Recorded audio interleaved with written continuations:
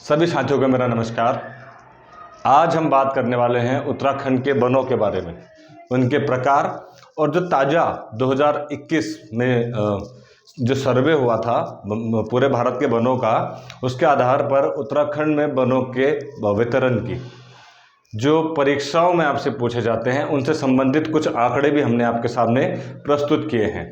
पर उससे पहले हम चर्चा करते हैं उत्तराखंड में वनों के प्रकार। जैसा हमने अपने पिछली वीडियोस में आपको जलवायु के बारे में बताया था कि भावर तराई के क्षेत्र में उपोष्ण जलवायु पाई जाती है, उष्ण कटिबंधीय, थोड़ी सी ऊंचाई पर उपोष्ण पाई जाती है। जलवायु का सीधे सीधे फर्क हमारे जंगल पर पड़ता है, वनों पर पड़ता है, क्योंकि अगर जलवायु 0 डिग्री सेल्सियस से भी कम हो जाती है तो बड़े पेड़ वहाँ पर नहीं हो सकते। और उत्तराखंड में कई ऐसे स्थान हैं जहाँ पर ग्लेशियर्स हैं और ग्लेशियर्स में बड़े बड़े जो पेड़ हैं वो नहीं होते। उसके अतिरिक्त जिन स्थानों पर अत्यधिक बरसात होती है उन स्थानों पर अत्यधिक मात्रा में पेड़ पौधे उग जाते हैं, वहाँ जैव विविधता बन जाती है, मतलब वैरायटी ऑफ एनिमल्स ज़्यादा हो जाते हैं, इंक्रीज हो जाता है और घने जंगल वहाँ ही पाए जाते हैं। अगर हम जंगलों की बात करें, उसके अतिरिक्त जलवायु इसको किस तरह से प्रभावित करती है। बहुत से जंगलों में ऐसे वृक्ष हैं जो पानी को अवशोषित कर लेते हैं, जिसके कारण बरसात और ज़्यादा होने लग जाती है। जैसे बांज का पेड़ है, जिसको प्रकृति का मित्र कहा जाता है। उत्तराखंड में बांज का पेड़ नहीं काट सकते आप, कोई भी नहीं काट सकता, वो प्रतिबंधित है, क्योंकि वो प्रकृति का प्रेम, प्रकृति का बहुत करीबी माना जाता है। इस वजह से उत्तराखंड की जलवायु, क्योंकि नीचे तराई से लेकर ऊपर टुंड्रा हिमालयी क्षेत्रों तक अलग अलग है, तो जो वनस्पतियां हैं ऊंचाई के साथ साथ उनके प्रकार भी बदलने लग जाते हैं। उसी प्रकार उत्तराखंड की जलवायु को हमने परिभाषित किया था। अब उसी जलवायु के आधार पर उस जलवायु से उत्पन्न वनों के बारे में हम बात करेंगे, क्योंकि उत्तराखंड का लगभग आधा हिस्सा वनाच्छादित है, 45% हिस्सा वनों से ढका हुआ है। तो सबसे पहले हम चर्चा करते हैं उत्तराखंड के वनों के प्रकार पर। सबसे पहले उपोष्ण कटिबंधीय वन है।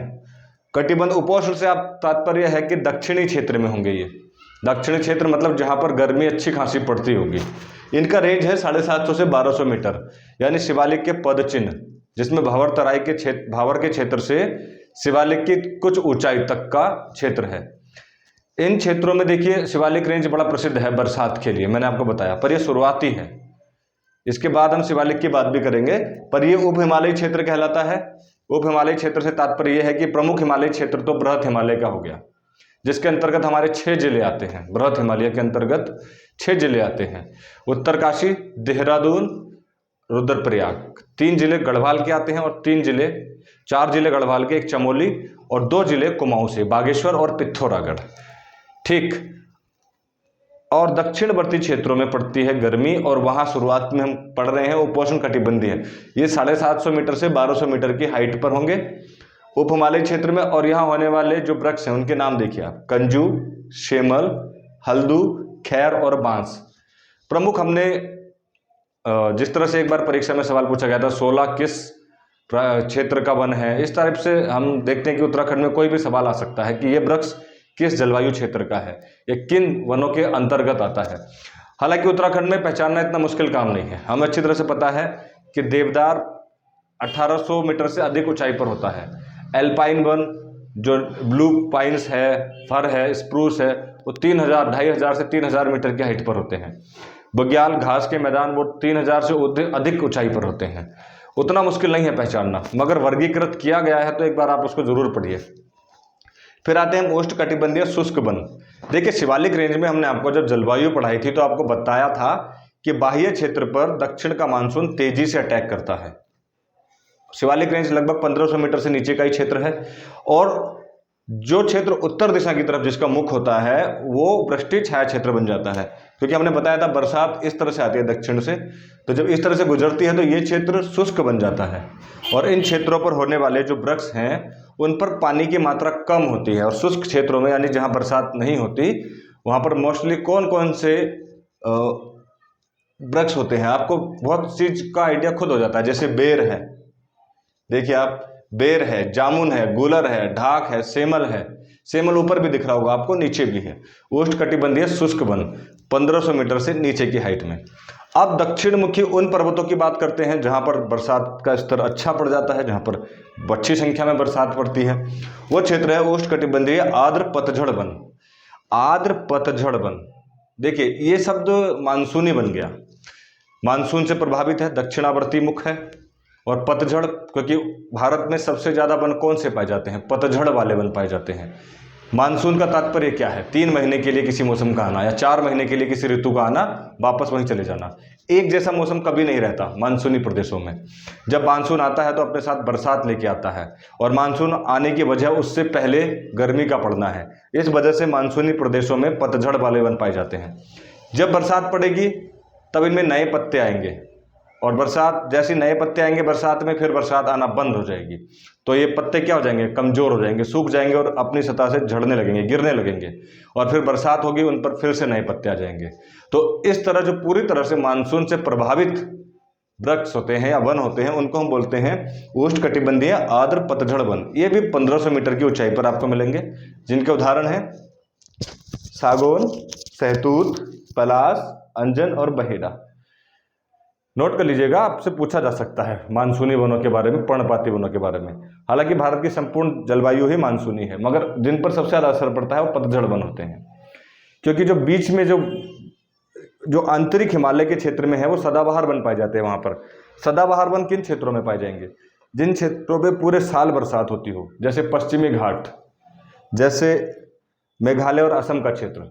यहाँ सीजनल बरसात नहीं होती, इतनी अत्यधिक बरसात हो जाती है कि पूरे साल उसका असर रहता है, और जिससे पतझड़ नहीं होता, पत्तों को लगातार बरसात का पानी मिलता रहता है, और वो सदाबहार रहते हैं, हमेशा हरे भरे रहेंगे, सूखेंगे नहीं। अगर उनके पत्ते गिर भी गए तो तुरंत बरसात होती है, फिर से हरे हो जाते हैं। ठीक, तो इस तरह के वन आपको मिलेंगे पर्वतीय शीतोष्ण वन, ठीक, जो 1800 मीटर से अत्यधिक और 3000 मीटर के अंदर रहते हैं। ये आंतरिक हिमालय का क्षेत्र है, यानी कि लघु हिमालय का क्षेत्र। ऐसा नहीं है कि यहाँ पर बरसात नहीं होती, बरसात यहाँ पर होती है, ऊंचाई इनकी अत्यधिक है नीचे के मुकाबले, ठीक, जिस वजह से यहाँ पर ये सदाबहार वन पाए जाते हैं। ये वो वृक्ष हैं जो नुकीले होते हैं, ठीक, और इनकी पत्तियां नहीं गिरती, पत्तियां मजबूती से चिपकी रहती हैं पेड़ों के साथ। आपने खुद देखे होंगे स्प्रूस, सिल्वर फर, देवदार और साइप्रस के। इनमें प्रमुख बांज का पेड़ है। बांज के बारे में मैंने आपको बताया अभी, पानी को ही सोख लेता है। अच्छा, इसमें कोणधारी वन रह जाते हैं, जिसको हम चर्चा करना चाहते हैं। 900 से 1800 मीटर की हाइट पर ये मिलेंगे, जिनमें प्रमुख है चीड़। चीड़ उत्तराखंड का सबसे ज़्यादा वृक्ष वनों में पाए जाने वाला पेड़ है। आप कभी पहाड़ जाते हैं तो आप ऐसा हो ही नहीं सकता कि आपको चीड़ के पेड़ ना मिले। ये कोणधारी वनों के अंतर्गत आता है। 900 से 1800 मीटर इसकी हाइट है। इससे लीसा प्राप्त किया जाता है, बहुत टाइम से इसका इसी में इस्तेमाल हो रहा है।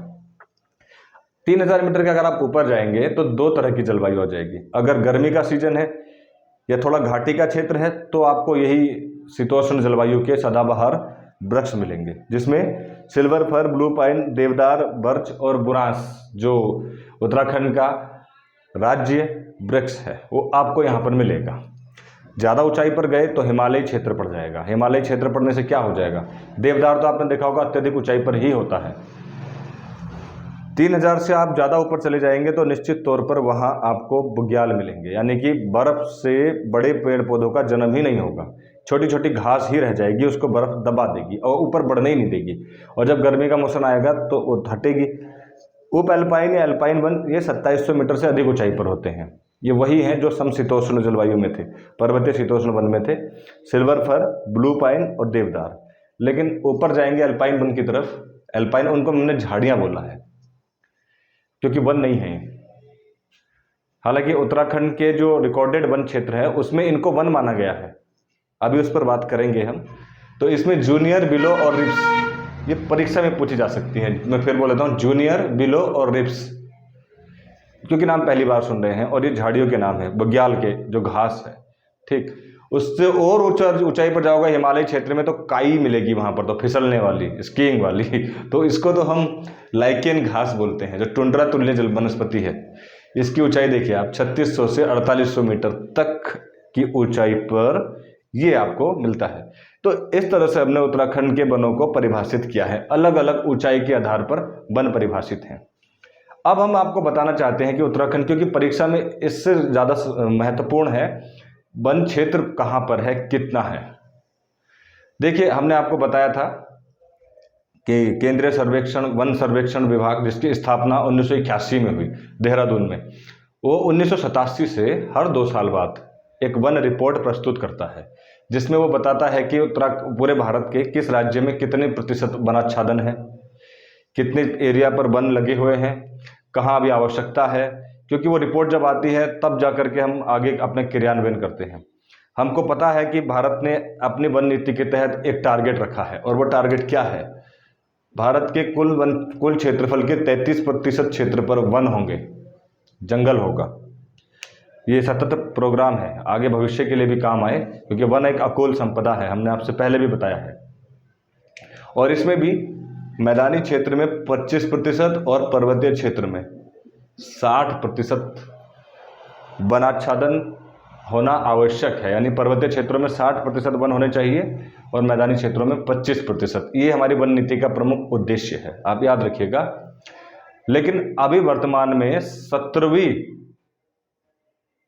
हमारी, देखिए 1987 से आप जोड़िएगा लगभग 35, हाँ तो 17वीं होगी अब जो हमारी वन सांख्यिकी रिपोर्ट आई, ठीक। और उस वन रिपोर्ट के अंतर्गत हम डाटा तैयार करते हैं।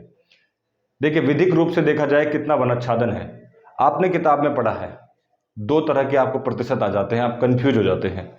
एक तरफ लिखा है कि उत्तराखंड में 45% वन है, दूसरी तरफ ये भी लिखा है कि 71% वन है। अब आप कंफ्यूज हो जाते हैं। हालांकि परीक्षा में जब सवाल पूछा जाता है तो आयोग 45% को ही मानता है। क्यों मानता है, वजह बताते हैं। जब ये हर साल रिपोर्ट आती है, इस रिपोर्ट में दोनों दिए होते हैं, एक राज्य सरकार द्वारा रिकॉर्डेड वन और दूसरा विधिक दृष्टि से वन क्षेत्र। विधिक दृष्टि में वन वही होगा जो 1 हेक्टेयर के अंतर्गत 1 हेक्टेयर में 10 की संख्या तो मिनिमम होनी चाहिए, और 1 हेक्टेयर से बड़ा क्षेत्र वन कहलाता है। अब राज्य सरकार द्वारा रिकॉर्डेड वन के अंतर्गत मैं बात करूं, राज्य सरकार ने उन सभी क्षेत्रों को जो वन है या नहीं है, या जहां पर आबादी नहीं है, उन सभी क्षेत्रों को वन क्षेत्र के अंतर्गत माना है। जैसे उत्तरकाशी, पिथौरागढ़ और चमोली के उत्तरी क्षेत्र में आप जाइए, इनके आप उत्तरी क्षेत्र में जब जाएंगे तो उत्तरी क्षेत्र में हिमालय है, और हिमालयी क्षेत्रों में जंगल नहीं है, वन नहीं है, पर छोटी छोटी घास है, जिसकी हमने चर्चा करी अभी, लाइकेन। उसके अतिरिक्त नीचे ये जो आपको नाम दिखे बुग्याल में जूनियर बिलो रिप्स, आप उनको अपने दृष्टिकोण में क्या कहेंगे? क्या उनको वन कहेंगे? लेकिन घास है। उत्तराखंड के रिकॉर्डेड जो वन है उसमें वो वन है। क्यों? क्योंकि उत्तराखंड को उनका संरक्षण करना है, उनका भी बचाव करना है। तो जो नियम अन्य वनों के लिए बनाते हैं वो इनके लिए भी बनाते हैं, जिस वजह से इनको वन माना गया है। लेकिन वैदिक दृष्टिकोण से देखा जाए या फिर हमारी रिपोर्ट के दृष्टिकोण से देखा जाए, देखिए स्पष्ट तौर पर लिखा है वैदिक दृष्टि से वन क्षेत्र, उसमें वो सम्मिलित नहीं किए जाते। उसमें वही सम्मिलित किए जाते हैं जहाँ पर पेड़ हों। पेड़ और पौधे में अंतर है। वो पौधे कह सकते हैं आप उनको जो छोटे हैं, लेकिन पेड़ बड़ा होता है, आकार में बड़ा होता है। और जंगल को पेड़ ही, घना जंगल पेड़ों से ही निर्मित होता है, यानी वन की पहचान पेड़ ही होते हैं। घास के मैदानों को वनों में सम्मिलित राज्य सरकार द्वारा किया गया है। इस वजह से वहाँ के आप डाटा देखेंगे, राज्य सरकार द्वारा रिकॉर्डेड डाटा, तो उसमें सबसे ज़्यादा उत्तरकाशी में आपको वन दिखेगा। मगर उत्तरकाशी के गंगोत्री यमुनोत्री के क्षेत्र में वो वन नहीं है। आप ध्यान से सुनिएगा, वो छोटे छोटे घास के मैदान हैं, प्यार है वो, जिसको हम बुग्याल बोलते हैं। और वैदिक दृष्टि से आप परीक्षा में अगर सवाल पूछा जाए तो आपको उत्तर कहाँ से देना है? अगर परीक्षा में सवाल पूछा जाए तो आपको वैदिक दृष्टि से ही देना है। और उसमें उत्तराखंड का कुल क्षेत्रफल है 53,483, उसका 45.44% क्षेत्रफल, ये है राइट आंसर। कितने प्रतिशत क्षेत्र में उत्तराखंड के वनाच्छादन है? 45.44। ये पिछली रिपोर्ट से 2 किलोमीटर बढ़ गया है, 2% नहीं, 2 किलोमीटर। पहले 45.3 था, मतलब 4.3 था, अब 4.4 हो गया। प्रतिशत में अंतर नहीं दिख रहा होगा आपको। ओवरऑल 2 किलोमीटर का स्क्वायर का एरिया बढ़ा है, ठीक। अब आप इसमें देखेंगे अति सघन वन ये 9.499% है, मध्यम सघन वन ये है 23.87%, और खुले वन ये है 12.12%। तो उत्तराखंड में सबसे ज़्यादा विस्तार किन वनों का है? मध्यम वनों का है, 23.87%। अगर आपसे सवाल जो सबसे ज़्यादा परीक्षा में पूछा जाता है कि उत्तराखंड में सर्वाधिक वन क्षेत्र किस जिले का है, तो उत्तर है पौड़ी गढ़वाल का है। क्षेत्रफल की बात कर रहे हैं। दूसरे नंबर पर नैनीताल है और तीसरे नंबर पर उत्तरकाशी है। ठीक, समझ गए आप। और अगर आपसे पूछा जाए सर्वाधिक प्रतिशत अपने कुल क्षेत्रफल का प्रतिशत, यानी 71% वन नैनीताल में है अपने क्षेत्रफल के। और आप देखिएगा नैनीताल ही प्रतिशत के हिसाब से सबसे ऊपर है, दूसरे पर चंपावत है 69%। तो यहाँ पर पौड़ी तीसरे पर आता है, क्योंकि पौड़ी का क्षेत्रफल ज़्यादा है इसलिए जंगल वहाँ पर ज़्यादा है, मगर अपने क्षेत्रफल में प्रतिशत के हिसाब से पौड़ी तीसरे नंबर पर आता है। ठीक, ये डाटा जरूर याद रखिएगा। इन सारी चीज़ों में सबसे ज़्यादा अगर परीक्षा में पूछा गया है वनों से संबंधित सवाल तो यही है, सर्वाधिक वन किस जिले में है, सर्वाधिक वन प्रतिशत उत्तराखंड के किस जिले में है, ये चीज़ नोट जरूर करिएगा। हाँ, जहाँ बात सबसे कम की आएगी विधिक दृष्टि से, हरिद्वार, उधम सिंह नगर सबसे लास्ट है प्रतिशत में भी, क्षेत्रफल में भी, और हरिद्वार लास्ट से दूसरे पर है दोनों में। तो वो ज़्यादा कॉम्प्लिकेटेड नहीं है उसको समझना। न्यूनतम वन उधम सिंह नगर में है, उसके बाद हरिद्वार में है। अब हम उत्तराखंड सरकार की बात कर लेते हैं। उनके मुताबिक रिकॉर्डेड वन 71% है। अभी तो हमने आपको बताया वो कैसे है, क्योंकि उन्होंने घास के मैदानों को भी वनों में ही सम्मिलित कर लिया है। ठीक, ये देखिए इनके मुताबिक 38,000 किलोमीटर स्क्वायर का एरिया, यानी 71.6 कुछ प्रतिशत का एरिया वन का है उत्तराखंड का। अब उसमें देखिए उत्तराखंड में क्योंकि एक बड़ा हिस्सा वन पंचायतों को दिया गया है, यानी वन विभाग के अधीन नहीं है सारा क्षेत्र। वन विभाग के अधीन कितना क्षेत्र है, देखिए उत्तराखंड में वनों को 3 प्रकार परिभाषित किया है, एक आरक्षित, एक संरक्षित और एक सिविल वन। सिविल में 2 तरह के वन है, एक राजस्व वन है और एक वन पंचायतों के अधीन वन है। आरक्षित और संरक्षित में क्या अंतर होता है? आरक्षित वो वन वो होते हैं जो रिजर्व हैं, जिसके साथ छेड़खानी नहीं कर सकते। आम आदमी वहां पर बिना सरकार की परमिशन के कोई चीज नहीं ले सकता, मतलब ऐसे प्रतिबंधित क्षेत्र जो सरकार ने रिजर्व कर रखे हैं, आरक्षित कर रखे हैं भविष्य के लिए। अब सरकार को भी तो जरूरत पड़ती है, आप सोचिए कमर्शियल यूज के लिए सरकार को बांध बनाना है, कई परियोजनाएं बनानी है, सड़क बनानी है। सरकार अगर, क्योंकि लकड़ी की आवश्यकता पड़ेगी, अगर आपने आरक्षित कर दिया तो आरक्षित क्षेत्रों में आप देखेंगे वनों के तो नेशनल पार्क भी हैं, अभयारण्य भी हैं, वहाँ पर आम आदमी बिना परमिशन के भी नहीं जा सकता। लकड़ी चोराने पर तो वहाँ पर दंड है। भारतीय वन्यजीव प्राणी अधिनियम जानवर को मारने के लिए है। पिछली वीडियो में हमने चर्चा करी थी वृक्ष अधिनियम से संबंधित भी, तो वहाँ पर भी आपने देखा कि ये बैन है, और वो किन क्षेत्रों में है? आरक्षित क्षेत्रों में है। अब जो राजस्व का क्षेत्र होगा हम उसकी बात अलग करेंगे। तो सबसे बड़ा क्षेत्र यहाँ पर आरक्षित ही है, 26,547 सरकार के नज़रिए में। 38,000 में से 26,547 आरक्षित क्षेत्र है। इस 26,547 में वन विभाग के अधीन 24,264 है और वन पंचायत के अधीन 2,248। देखिए वन पंचायत के अधीन है, यानी कि लोकल बॉडी बनाया गया है। कुल 12,069 यहाँ पर वन पंचायत है, वो भी मैं आपको बता देता हूँ। उत्तराखंड में 12,000 वन पंचायत हैं, और ये वन पंचायत खुद अपने जंगलों का संवर्धन करती हैं, रक्षा करती हैं, और वन पंचायतों की एक जवाबदेही होती है सरकार के प्रति। तो वो लोग वनों की रक्षा खुद करते हैं, और उनको सरकार ऐसे लोगों को ही चुनती है जो आपस में डोमिनियन हो। उनकी बात हम बाद में करेंगे वन पंचायत की। तो देखिए आप यहाँ पर आरक्षित है 26,547, वन विभाग के अधीन है 24,264। इसी में आरक्षित वनों में, जिसको बिना परमिशन के आप नहीं कुछ इसमें इस्तेमाल कर सकते, वन पंचायतों ने भी इस पर 2,248 किलोमीटर का जो क्षेत्रफल है वो वन पंचायत के अधीन है, यानी वन पंचायत ने इसकी सुरक्षा कर रखी है, इन जंगलों का बचाव किया है। तो ये आरक्षित वन है। संरक्षित वन में आप जा सकते हैं, मगर सरकार चाहे तो इन पर कानून बना सकती है। सरकार संरक्षित वनों की बात करें, लेकिन ये मात्र 154 किलोमीटर स्क्वायर का क्षेत्र है। इसमें भी 98 किलोमीटर स्क्वायर वन विभाग के ही अधीन है। सिविल वन देखिए राजस्व हेतु, ये जिन वनों की हम चर्चा कर रहे थे ना कि सरकार को अभी तो आवश्यकता पड़ती होगी, तो सरकार के लिए, और अगर किसी को निजी भी चाहिए, कोई औद्योगिकीकरण से संबंधित व्यापारी भी है, तो उसमें क्या सरकार की इनकम भी तो होती है जंगल से। भाई किसी की माचिस की फैक्ट्री है, किसी की पेपर मिल है, उनको अगर लकड़ी चाहिए तो निजी स्वामित्व के लिए, तो यहाँ पर देखिए निजी भी है इधर। अगर आप निजी स्वामित्व की बात करेंगे, व्यक्तिगत 123 किलोमीटर स्क्वायर का है क्षेत्र, वहाँ से तो पूर्ति नहीं होगी। तो जंगल काटने के लिए आप जाएंगे तो किससे परमिशन लेंगे बताइए आप? तो वहाँ पर राज्य की इनकम का स्रोत है ये, समझ गए आप? तो राज्य उसके बदले पैसा लेगा, जितना भी जंगल, जितनी भी लकड़ी चाहिए होगी, मगर आरक्षित क्षेत्र से वो लकड़ी नहीं ले सकता। कैधर से लेगा वो? राजस्व हेतु 4,768 किलोमीटर स्क्वायर का जंगल आरक्षित है। कितना है? 4,768 किलोमीटर स्क्वायर ये राजस्व हेतु। यही तो वन विभाग की एक योजना है कि हम उस जंगल को तो छुएंगे नहीं जिसका भविष्य में हम आगे तक देखना चाहते हैं, मगर अपने कमर्शियल इस्तेमाल के लिए कुछ क्षेत्र रखते हैं, उन्हीं पर वृक्षारोपण किया जाएगा, उन्हीं जंगलों का इस्तेमाल किया जाएगा। ये नीतियां हैं 4,768। इसके अतिरिक्त वन पंचायतों हेतु 4,961। देखिए वो आरक्षित वन थे 2,268 में, लेकिन वन पंचायत का जहाँ पर स्वयं का अधिकार क्षेत्र है वो 4,961 किलोमीटर स्क्वायर का है। हमारे उत्तराखंड में आपको पता है चारागाह, लकड़ी के लिए हमारी ग्राम मतलब पहाड़ के स्थानीय लोगों को लगातार आवश्यकता होती है पशुओं के चारागाह की, और आप सबको आरक्षित कर दोगे तो वो तो अपने जानवर को कभी चरा ही नहीं पाएंगे। पहाड़ में आज भी कई लोग चूल्हे का इस्तेमाल करते हैं, उनको लकड़ी की आवश्यकता निरंतर पड़ती रहती है, वरना तो पलायन हो जाएगा जब ये सुविधाएं नहीं मिलेगी। तो पहाड़ के क्षेत्रों का तो बड़ा लंबा संबंध है इन जंगलों से, लकड़ियाँ बीनती हैं, वो लकड़ियाँ लेकर के आते हैं जंगलों से, तो उसके लिए वन पंचायतों का गठन किया गया ताकि उनको भी समस्या ना हो।